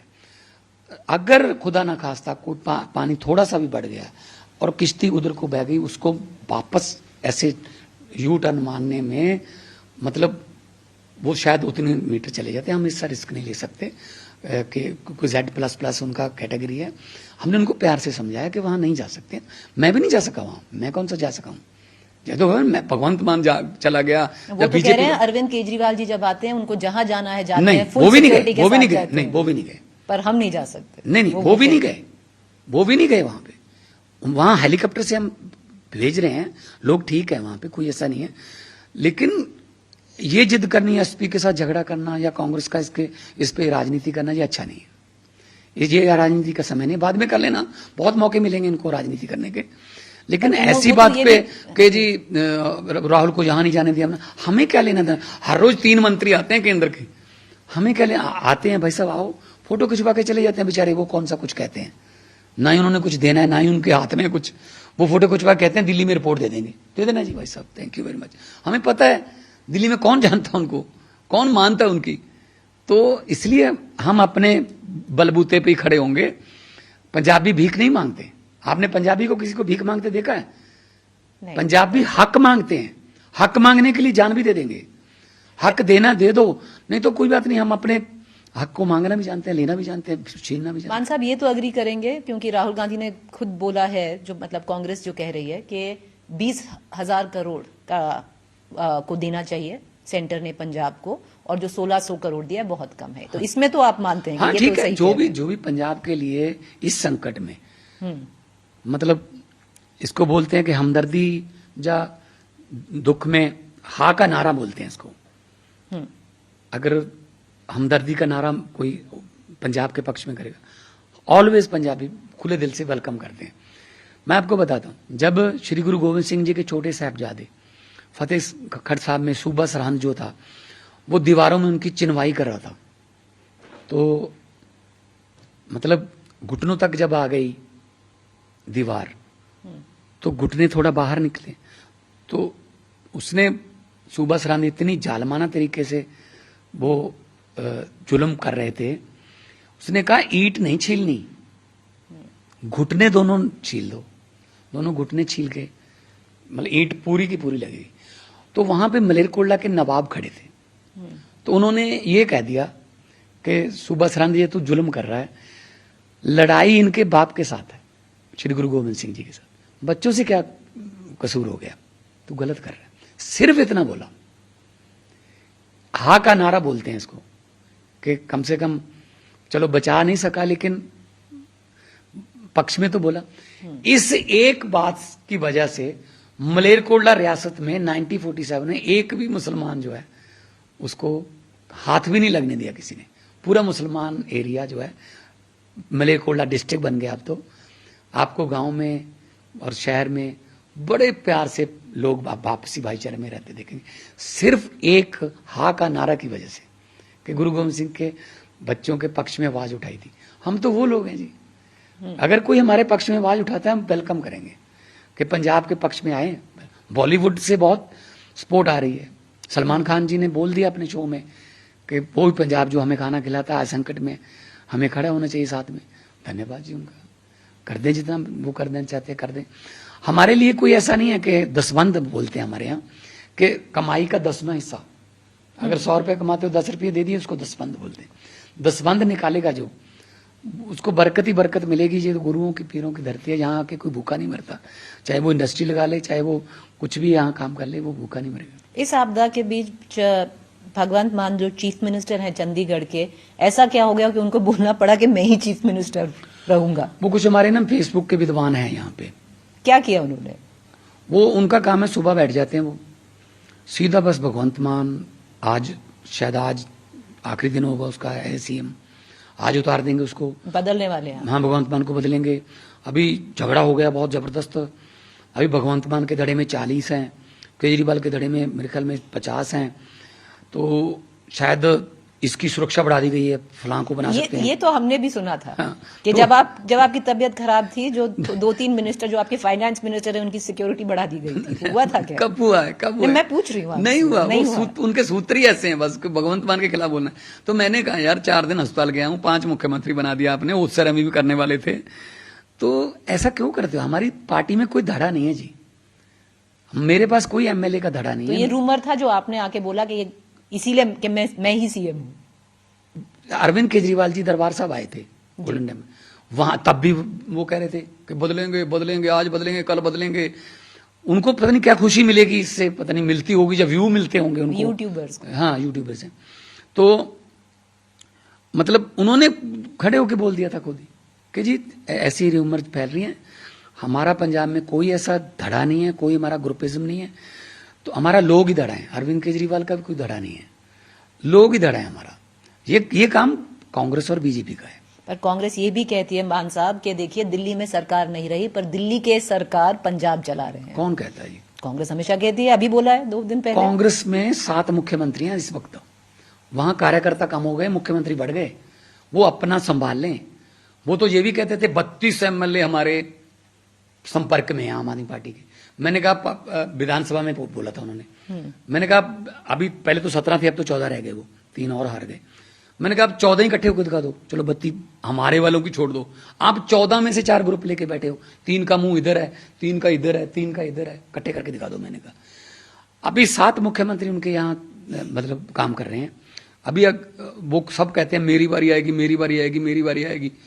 ये तो फिर ऐसे बनाना पड़ेगा कि मुख्यमंत्री मालवा 1, मुख्यमंत्री मालवा 2, मुख्यमंत्री दोआबा, मुख्यमंत्री माजा 1, माजा 2, ऐसे मतलब लोकल मुख्यमंत्री बनाने पड़ेंगे। मान साहब, ये क्रिटिसिज्म शुरू से है कि अरविंद केजरीवाल पंजाब चलाते हैं, तो इनका जो क्या नाम है, भूपेश बघेल, वो मोगा से है।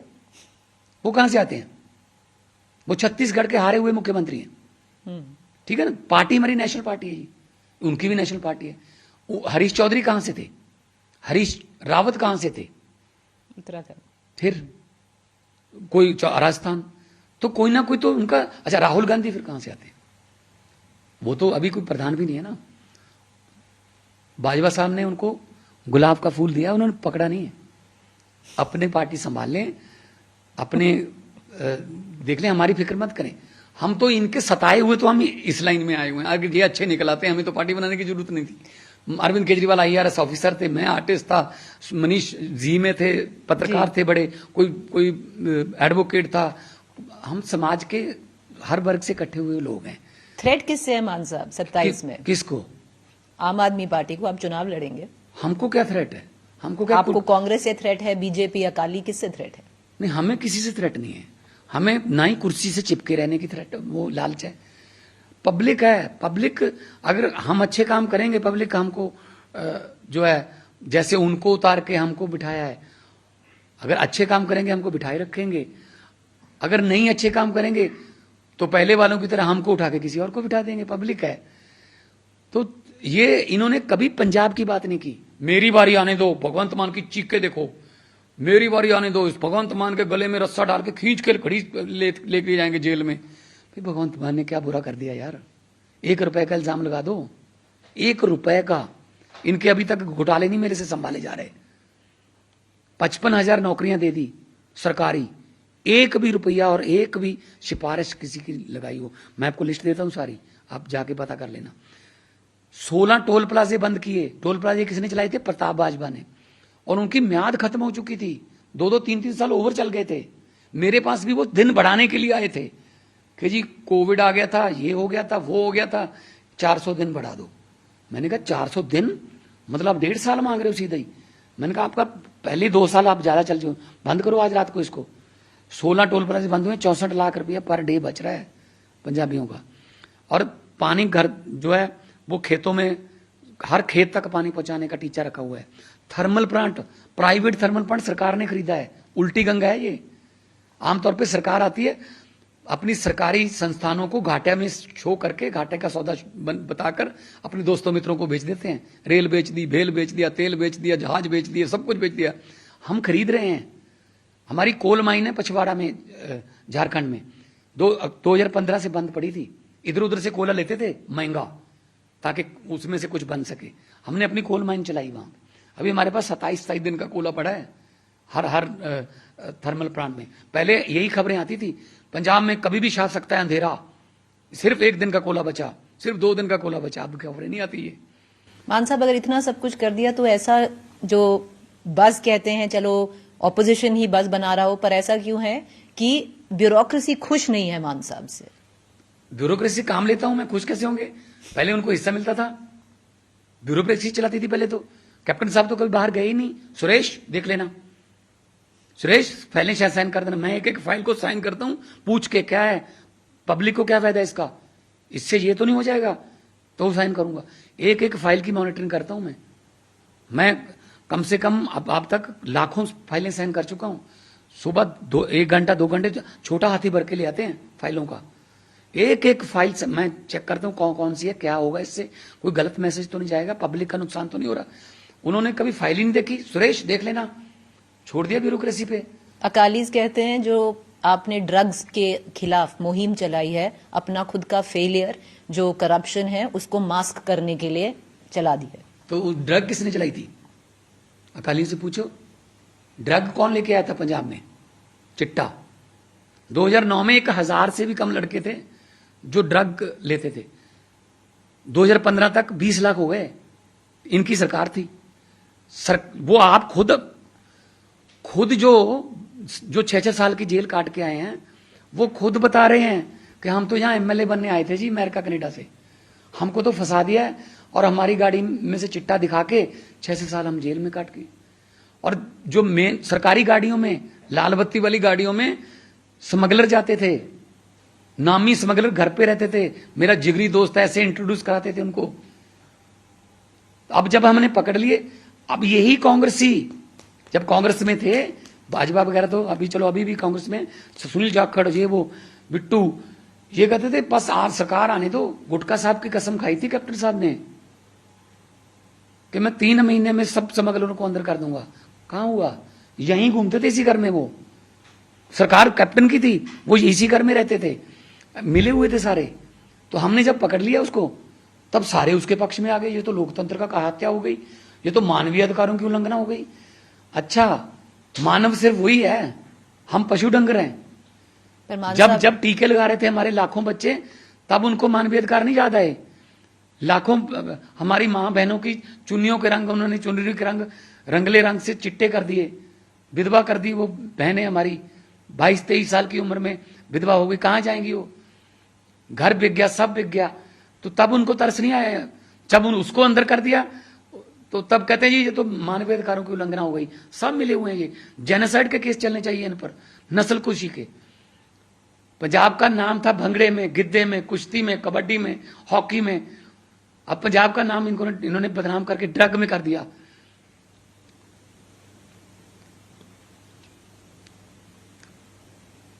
इमोशनल हो गए आप? पानी पी लीजिए।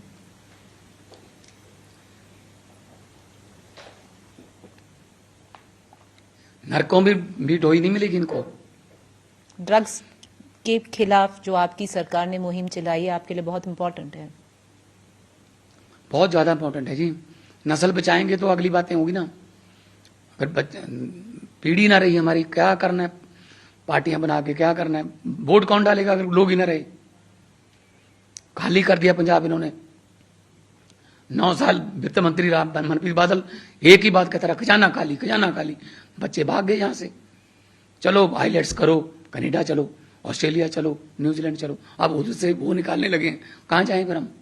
मैं एक और सीरियस सवाल पूछूंगी, पर थोड़ा आपको, क्योंकि आप थोड़े नहीं, ये भावुक मतलब हो गए हैं, तो इन्होंने जेनोसाइड किया है और घरों के घर बर्बाद कर दिए पंजाब के। फौज में भर्ती होने के लिए लड़के नहीं है हमारे पास। सिख रेजिमेंट वाले मेरे पास आए कि हमें मतलब बच्चे नहीं मिल रहे पंजाब से, जो नहीं फेल कर जाते हैं। हैं जी, फेल कर जाते हैं जो बच्चे, जो, क्योंकि मैं खुद आर्मी बैकग्राउंड से हूँ। पंजाब में एक ऐसा वक्त अभी भी है कि बच्चे फेल कर जाते हैं जो फिजिकल टेस्ट नहीं पास हो रहे हैं।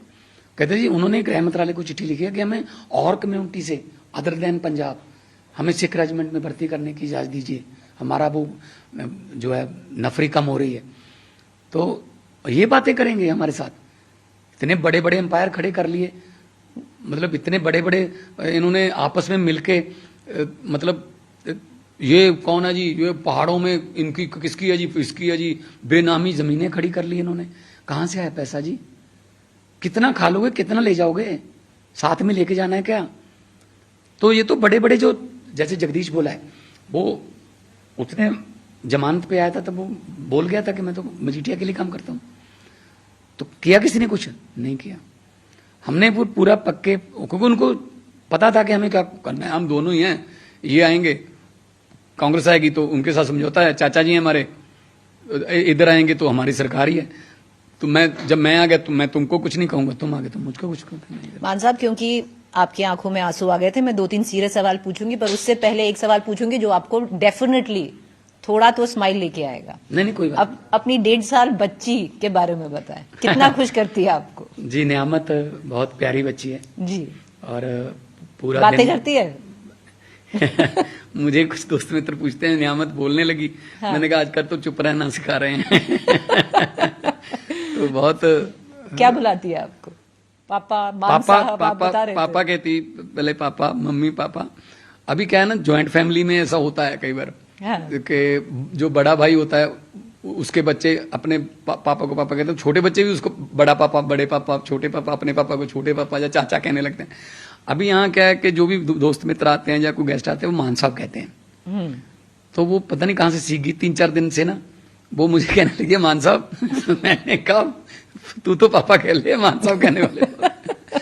तो उसकी जिंदगी खुशहाल आपको दिल खुश रखती है पूरा बच्चों के साथ। और ये उम्र ही ऐसी है, 1.5 साल की लगभग उम्र है, और घर भागती फिरती रहती है और उसके पीछे पीछे वो बड़े भी बच्चे बन जाते हैं। तो उसको टाइम मिलता है आपको उसके साथ? अभी मिला है टाइम, जब घर पे मीटिंग्स लेते हैं, क्योंकि अभी तो सुपरविजन का काम चल रहा है। मीटिंग्स लेते हैं, काम करते हैं, वर्चुअल मीटिंग हो जाती है तो मिल जाता है। पहले बहुत कम मिला था टाइम, तो अभी बड़ी भी हो गई, अब स्कूल का भी देखना पड़ेगा। 1.5 साल की है, अब कहाँ स्कूल टाइम लगेगा? नहीं, फिर भी मैंने कहा कि लेट से लेट करेंगे स्कूल। हाँ। ताकि यहाँ ये भी स्कूल ही है ना, घर पे जितना सीखेगी वो। वही, सही कह रहे हो। So mother is the first teacher also. हाँ। सो दादी है, नानी है उसकी। डॉक्टर साहिबा कैसी हैं आपकी? डॉक्टर साहिबा बिल्कुल ठीक है। और दादी नानी का प्यार मिल जाए ना इस जमाने में, उससे बड़ी कोई नियामत नहीं हो सकती नियामत के लिए। आपकी जो मदर हैं उनको तो बहुत खुश रखती होगी एक छोटी सी बच्ची। हाँ जी, मेरी मदर जो उसकी गुरप्रीत की मदर, हाँ। वो बुजुर्ग जो हैं वो हमें भी तो दादियों ने पाला है, कहानियां सुना सुना के, है ना। हाँ, वो ब्लेसिंग है। वो तो बहुत बड़ी प्रॉपर्टी है आपकी, जो आपको बड़े होके पता चलता है कि ये कैसे कहाँ से हम गेन कर गए। तो दादियों के गोद में, नानियों की गोद में पलने वाले बच्चे जो हैं वो जल्दी सियाने भी हो जाते हैं, जिम्मेदार भी हो जाते हैं। चलिए अब मैं सीरियस क्वेश्चन पे वापस आती हूँ। नहीं, कोई बात नहीं। आप कह रहे हैं कि आपने जो पंजाब में ड्रग्स के खिलाफ मुहिम चलाई, करप्शन नहीं है, ब्यूरोक्रेसी इसीलिए नाखुश है क्योंकि काम हो रहा है और काम करवा रहे हैं आप, नाखुश तो नहीं पर जो एटलीस्ट ऑपोजिशन के चार्जेस हैं। पर मान साहब आपके खुद के एक एमएलए हैं जो गोली चलाकर खुद फरार हैं, रेप के चार्जेस हैं अगेंस्ट उनके। एक एमएलए हैं जिनके खिलाफ मॉलेस्टेशन के चार्जेस हैं। कैसा देखते हैं उस सबको? देखो, मर्डर वाले तो हम वो पार्टी में अभी आए नहीं थे जब उनका केस चल रहा था, तो लेकिन पार्टी में हमारे अगर हमें पता चलता है कि कुछ गलत हो रहा है कोई बंदा, हम ज्यादा टाइम नहीं लगाते उसको, मतलब या तो उसको बोल देते हैं कि आप मेन लाइन से साइड हो जाइए भाई साहब, ये काम करने नहीं आए थे हम कि हम भी कोई करप्शन करें या कोई मतलब कोई पैसे कमाने वाला या इधर उधर से कोई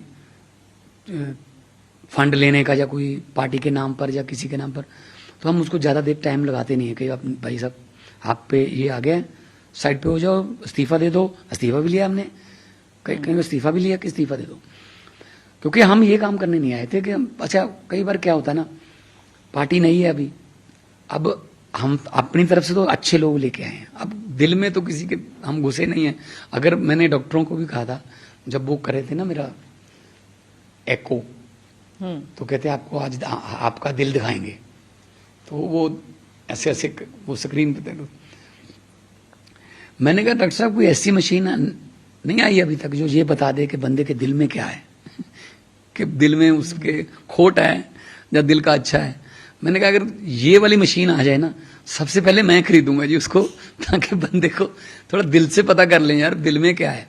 अब दिल में क्या है ये पता नहीं है, कई बंदे आए जल्दबाजी में चले गए, अब पछता रहे हैं। Politics is all about patience. खड़े रहो अपने अड्डे पर, कोई ना कोई बस तो रुकेगी, लेकिन उनको ये रहता है उधर ज्यादा बसें रुक रही हैं, उधर चले जाते हैं। जो उधर सवारियां खड़ी हैं जिनकी वो बस है असली, वो आपको क्यों चढ़ने देंगे जी उसमें, वो उधर से भी नहीं चढ़ने देंगे जब तक इधर आओगे। इधर वाली बस जो जहां सवारियां थी उनको लेके चली जाती है। ये आप सही कह रहे हैं, क्योंकि 2014 में जब आम आदमी पार्टी के सिर्फ 4 एमपी थे, जो 3 हैं वो तो कहीं और ही हैं अभी, जो 1 थे तब जो आप हैं, आज आप सीएम हैं। तो गेम ऑफ पेशेंस जो आप कह रहे थे पे ऑफ हुआ है आपके लिए। मैंने तो कभी सोचा नहीं था कि इस लेवल पे अरविंद जी या हमारी पार्टी मुझे मौका देगी और इतना विश्वास मेरे पे करेंगे। शायद उन्होंने मेरे भी इम्तिहान लिए होंगे हमारी पार्टी में। किस्सा तो सुना दीजिए इम्तिहान का। नहीं, वो कह के ना अरविंद जी का एक स्टाइल है काम करने का। बहुत गुस्सा करते हैं कि हमने तो ये सुना है। नहीं, गुस्सा नहीं करते। गुस्सा नहीं करते? नहीं, बॉस हैं, उन्होंने पार्टी बनाई है, डायबिटीज होने के बावजूद भी 20-25 दिन का अनशन रख के, जब डॉक्टर कह रहे थे कि सेहत खतरे में, जान खतरे में, अनशन करके उन्होंने अपने हक मांगे। सेंस ऑफ ह्यूमर है। पॉलिटिकली करेक्ट आंसर मत दीजिए, सेंस ऑफ ह्यूमर है अरविंद केजरीवाल का। हाँ, हंसते हैं बहुत, हमसे हम हैं, हंसते रहते हैं बहुत हम। तो मेरे आने से थोड़ा और हंसी बढ़ गई है, क्योंकि व्यंग होता है, कुछ ना कुछ बातचीत चलती रहती है। तो हमारा, क्योंकि हम ऑलमोस्ट एज मेट हैं सारे। हाँ, संजय सिंह, मनीष सिसोदिया। सबसे ज्यादा किससे बनती है आपकी पार्टी में? सबसे बनती है मेरी। सबसे बनती है? सबसे बनती है। संजय भाई ज्यादा बनती है। मनीष भाई, क्योंकि संजय भाई मेरे साथ ज्यादा देर रहे हैं यहाँ, पंजाब के भी प्रभारी रहे वो। हाँ। उसके बाद फिर पार्लियामेंट में भी रहे जी। अरे हाँ। तो मनीष भाई, अरविंद जी, हमारा एक परिवार है, हम एक दूसरे के परिवार में दुख सुख में जाते हैं। तो आपने देखा होगा जब हर्षिता की शादी थी अरविंद जी की बेटी की, तो हमको सबको एक थीम दिया गया था कि नाचना है, ये खुशी मनानी है, घर पे खुशी आई है, तो बड़े खुल के हमारी वीडियो भी आई। बिटर स्वीट टाइम, हाँ वीडियो भी आई आपकी, पर मान साहब वो थोड़ा एक बिटर स्वीट टाइम था। आप दिल्ली हार गए थे, शादी थी, पर आपके हिसाब से मान साहब, क्योंकि आप खुद एक चुनाव लड़ेंगे 27 में, दिल्ली क्यों हारे आम आदमी पार्टी? राजनीति में देखो नई पार्टी है, राजनीति में चलता रहता है अभी कि ups and down, ups and down. वो कहते हैं ना, ups and downs are part of life, even straight line of ECG is called dead. ऐसे ऐसे है तो जिंदगी है, ऐसे हो गई वो लाइन तो डॉक्टर कहते हैं ले जाओ जी इसको घर पे, अब इसमें कुछ नहीं है। तो हम तो एक 10 साल पुरानी पार्टी, 12 साल पुरानी पार्टी है हमारी। तो आप सोचिए कांग्रेस के बारे में, 1885 में कांग्रेस बनी, 1930 में पहली मेयर की इलेक्शन जीती, जब तक महात्मा गांधी जी भी आ चुके थे। 45 साल बाद 1958 में जनसंघ बना, 84 में 2 सीटें आई एमपी की। 26 साल बाद हमारी पार्टी 10 साल, अभी 12 साल पुरानी पार्टी है। 2 स्टेटों में हम 2 बार, दिल्ली में 2 बार हमारी सरकार, पंजाब में हमारी फुल स्टेट में हमारी सरकार, 7 हमारे राज्यसभा के पंजाब से, 3 लोकसभा के पंजाब से, 3 दिल्ली से राज्यसभा में, गुजरात में हमारे 5 एमएलए, गोवा में हमारे एमएलए, मध्य प्रदेश में हमारा मेयर, मतलब चंडीगढ़ में हमारा मेयर था। तो इतनी अचीवमेंट शायद किसी पार्टी ने इतना फास्ट नहीं की होगी अचीव। तो हम इसको अगर माने पॉजिटिव माने तो हार जीत चलती रहती है। हम Manmohan Singh ji, doctor Manmohan Singh ji, one of the best prime minister हमारे देश के, मानते हैं जी मानते हैं। इतने बड़े अर्थशास्त्री, उनको लोग पूरी दुनिया प्यार करती है उनको। फ्रांस वाले कहते हैं हमारा बजट बना दिया करो जी। तो वो कभी लोकसभा में जीत के नहीं आए जी, राज्यसभा में ही रहे। एक बार दिल्ली से वो लड़े थे, हार गए। तो मतलब ये राजनीति है। यहाँ क्या है कि लोगों का मूड क्या है, लोग क्या देखते हैं, हर इलेक्शन का अपना अपना सिनारियो होता है।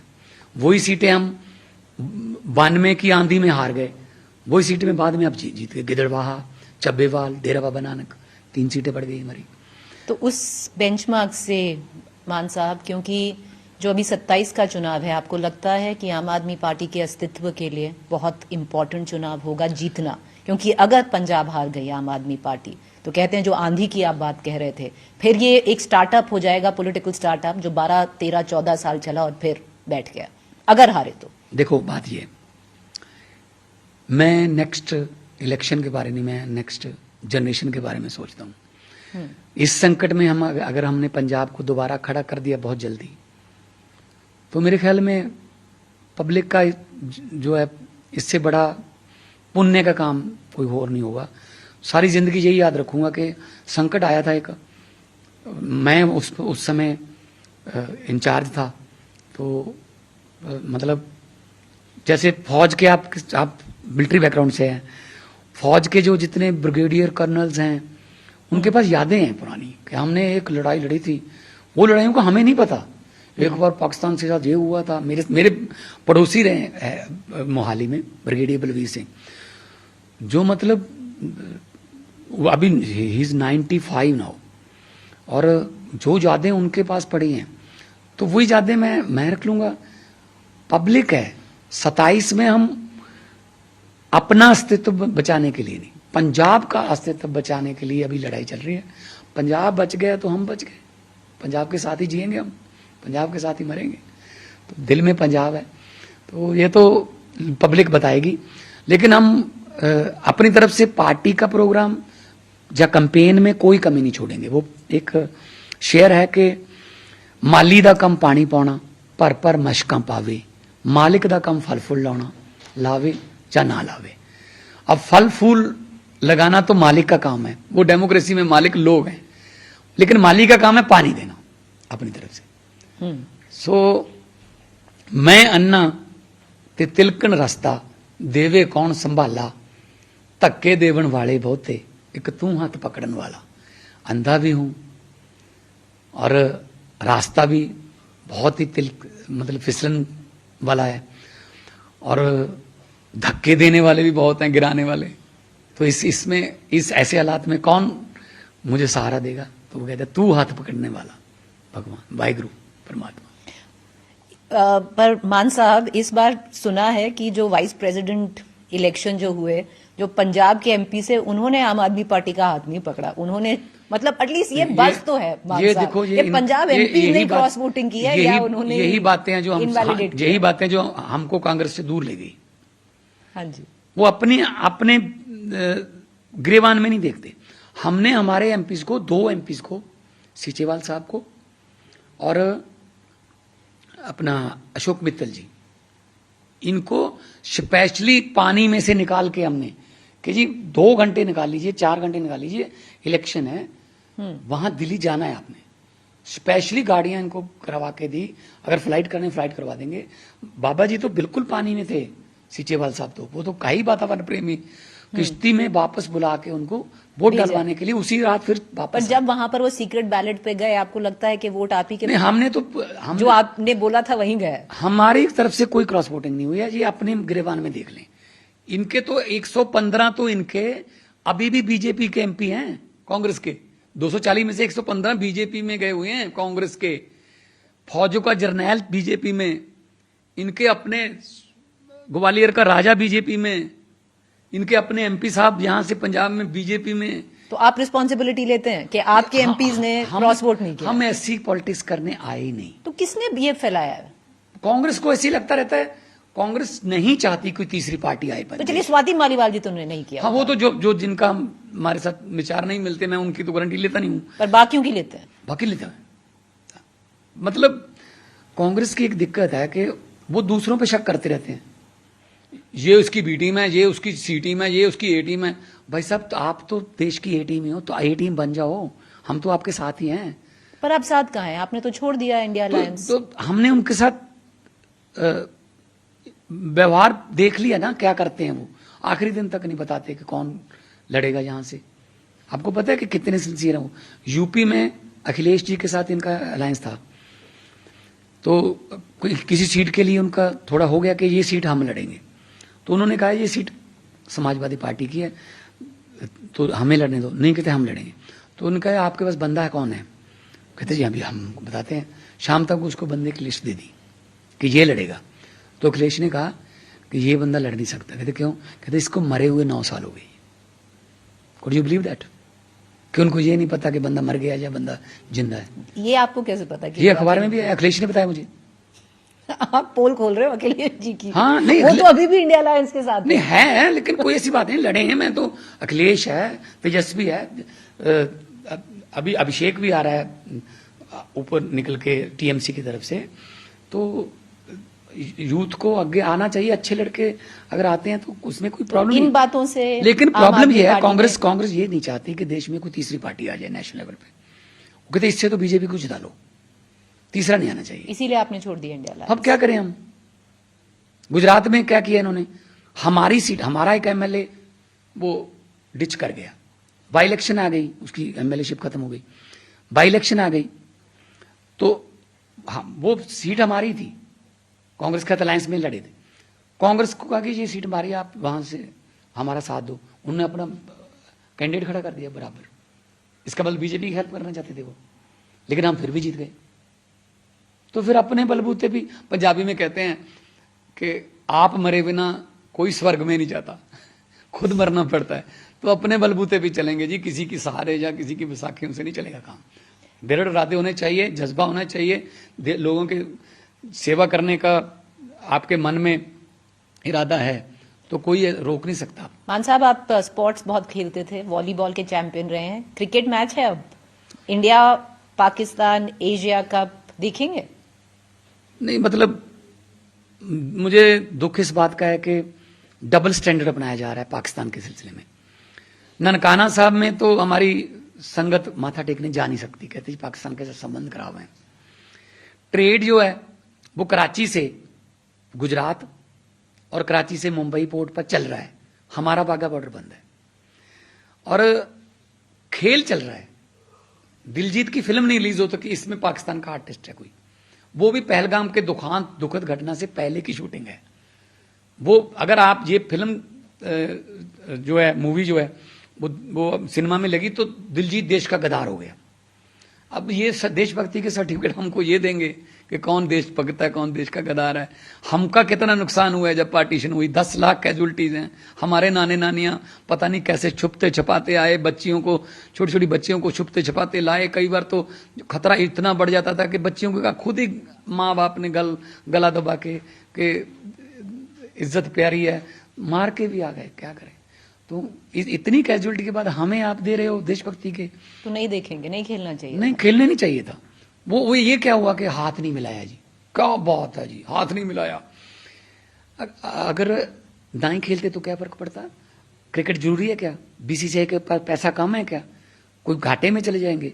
हाँ, दिलजीत का प्रोड्यूसर घाटे में चला जाए, संगत जो है वो मानसिक घाटे में चली जाए, लेकिन क्रिकेट बोर्ड नहीं घाटे में होना चाहिए। उस पर भारत पाकिस्तान के मैच पे बहुत सट्टे लगते हैं, पैसे बनते हैं, वो अपने को घाटे में नहीं लेके जाना चाहते। तो इसलिए डबल स्टैंडर्ड है, या तो सारा बंद कर दो या सारा खोल दो। तो क्या करें, अब उनका अपनी मर्जी है। लेकिन लोग सब देख रहे हैं कि 4 दिन ऑपरेशन सिंदूर के बाद हमारे फौज का जनरल कह रहा है कि चाइना से लड़े थे हम, पाकिस्तान से तो लड़े ही नहीं, और हमारे साहब चाइना जा रहे हैं उनके साथ मिलने के लिए। कौन सा देश है जी जो हमारे साथ खड़ा था? फॉरेन पॉलिसी बता दीजिए मुझे, मुझे भी हक है, मैं देश का नागरिक हूं। फॉरेन पॉलिसी बता दीजिए, कौन सा देश था? तुर्की हमारे साथ खड़ा? नहीं खड़ा। अमेरिका हमारे साथ खड़ा? नहीं खड़ा। चाइना हमारे साथ खड़ा? नहीं खड़ा। इवन श्रीलंका से नहीं बनती, बांग्लादेश से नहीं बनती, नेपाल से नहीं बनती। कोई ऐसा देश दे दो जिसने कहा जी हम अब आपके साथ हैं। और घूमने के लिए रखे हुए हैं। ये तो कोविड आ गया, वरना एक चक्कर और हो जाता धरती का। कोविड की वजह से प्रधानमंत्री को यहाँ रहना पड़ा देश में, वरना मतलब मुझे पूछ के जाना पड़ता, दिल्ली है देश में? कहते आ जाएंगे, आज शाम को आ जाएंगे। कहाँ गए हुए हैं? ऐसे ऐसे देश है ना जिनके नाम ही नहीं सुना, कलवेशिया, नकलवेशिया, पपुआ गुनुआ, टकुआ, चिचुआ, पता नहीं कहाँ कहाँ जाते हैं। जहाँ 140 करोड़ लोग रहते हैं उनके दुख सुन लो जी, बेरोजगारों के दुख सुन लो जी। तो क्या करें? राहुल गांधी ने बोला है जेन जी के बारे में, जो नेपाल में हो रहा है, कि वोट चोरी के नाम पर जेन जी को खड़ा होना चाहिए, कॉन्स्टिट्यूशन को बचाना चाहिए। सही बोला है? जो नेपाल में हुआ है वो तो उनके अलग हालात थे, वो तो बहुत ही एक्सट्रीम चरम सीमा पे पहुंच गए थे कि मतलब या तो बिल्कुल ही गरीबी या बिल्कुल ही अमीरी, मिडिल क्लास तो है ही नहीं। लेकिन राहुल गांधी को, अपने ऑपोजिशन लीडर हैं, वो अपने आप पे यकीन नहीं है कि हम कर सकते हैं। जनजी का सहारा, मतलब आगे हम पब्लिक को लगाएंगे गोलियां हैं आगे से, तो हम पब्लिक आगे आ जाए, मैं पीछे रहूंगा। नेल्सन मंडेला को किसी ने पूछा था कि नेता किस कब मानते हैं लोग? नेल्सन मंडेला का जवाब था, जब कौम पे खुशी हो, खुशी मनाने का कोई अवसर हो, तो पब्लिक को आगे करो, लेट देम एंजॉय। उनको खुशी मनाने तो खुद पीछे हो जाओ। जब कौम पे कोई भीड़ आ जाए, कौम पे कोई दुख आ जाए, आपदा आ जाए, तो खुद आगे लगो, पब्लिक को आओ पीछे आओ, हम इस समस्या को ओवररूल कर देंगे, इस समस्या को खत्म कर देंगे, तब लोग आपको नेता मानते हैं। यहां जब कोई बड़ा कोई बिल आता है, डिबेट का समय आता है, जब कोई बड़ा देश में कोई आंदोलन चल रहा है, तब वो इटली चले जाते हैं। कहां ढूंढे उनको? हमने तो झेला हुआ ये। तो मतलब मरने के लिए पब्लिक को रखी हुई है, आप क्यों नहीं खुद करते? खुद आगे बढ़ो, साथ है, सारा देश साथ दे रहा है संविधान बचाने के लिए, देश बचाने के लिए, हम भी साथ आ जाते हैं।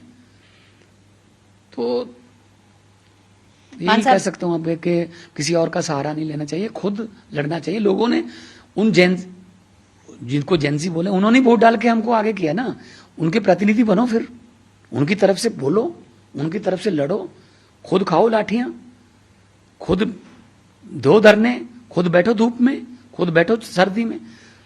तो मतलब हर का काम के लिए लोग रखे हुए हैं कि आप आगे चलो जी, और जब वोट आए मुझे दे दो जी, ये नहीं होता। आखिरी 2 सवाल मान साहब, पूरे करियर में, पर्सनल लाइफ में अभी तक कोई रिग्रेट है? नहीं, ऐसे तो जिंदगी दुखों सुखों का नाम ही जिंदगी है, तो पर कोई रिग्रेट है ये नहीं करना चाहिए था? या ये हो गया, ये रिग्रेट है? मतलब पर्सनल लाइफ में तो ज्यादा नहीं है कि वो तो जैसे भगवान चलाता है, विधियां बनी हैं। मैं तो मानता हूं इस बात को कि स्क्रीन प्ले लिखा हुआ है, जहां जाना है। ना तो कॉमेडियन बनने के बारे में सोचा था, ना ही पॉलिटिक्स में आने के बारे में सोचा था, ना ही चीफ मिनिस्टर तो कभी सपना भी नहीं आया था। तो वो जो जहां ले जा रहा है, खुद बल भी दे रहा है। वो कहते हैं जो चोंच देता है वो चोगा भी देता है। चिड़िया की चोंच छोटी होती है, उसका चोगा जो है ऊपरी पड़ा होता है। कुछ इतनी बड़ी चोंच वाले भी होते हैं, उन्हें पानी में से बीच में से मछली निकालनी होती है। तो ये कोई रिग्रेट नहीं है? कुछ तो होगा मान साहब। हाँ, रहता है कोई ना कोई तो जिंदगी में कमी रहती है। इस जहां में किसी को मुकम्मल जहां नहीं मिलता, किसी को जमीन नहीं मिलती, किसी को आसमान नहीं। चलिए, ये आप अपने आप पर्सनली आंसर करेंगे। और पर एक सेकंड, लास्ट क्वेश्चन, अगर भगवंत मान जो सीएम है अभी पंजाब के, हिस्ट्री में से किन्हीं 3 लोगों को डिनर पे बुलाना हो, किन को बुलाएंगे? किसी पॉलिटिशियन या कुछ? जो आपके मन करे, कोई भी हिस्ट्री में से। अगर आपको आज भगवंत मान को दावत देनी हो डिनर के लिए, हिस्ट्री में से किन्हीं 3 को, वो कौन होंगे? नेल्सन मंडेला जी, जिन्होंने अपने लोगों की लड़ाई लड़ी।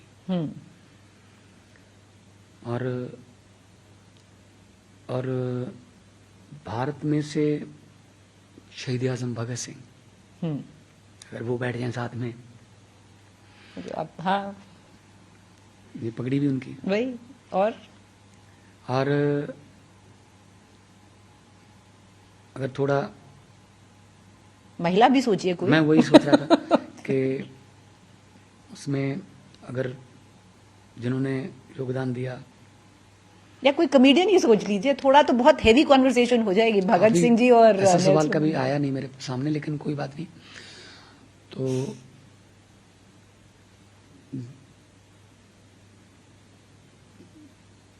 माई भागो या झांसी की रानी, जो मतलब जो रोल मॉडल हैं हमारे नारी शक्ति के लिए, तो उनके साथ बैठे हैं तो बहुत कुछ सीखने को भी मिलेगा और बहुत इंटरेस्टिंग कॉन्वर्सेशन होगी।